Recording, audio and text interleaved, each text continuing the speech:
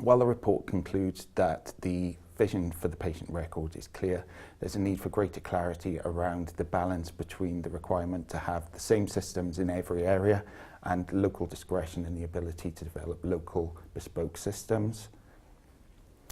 There's a need to strengthen leadership so that you have that ICT and informatics expertise represented at the highest levels of decision making across the NHS in Wales, and also to strengthen the clinical leadership so that the clinicians are leading on the development of these new systems, making sure that they match what they want and expect, and making sure that they're leading on the new ways of working that they can enable.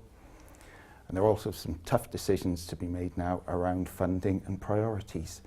The rollout of the electronic patient record comes with a significant price tag, and the funding is not yet fully in place for that. So there are some tough choices to be made in the coming months and years about whether that's affordable and what the key priorities are.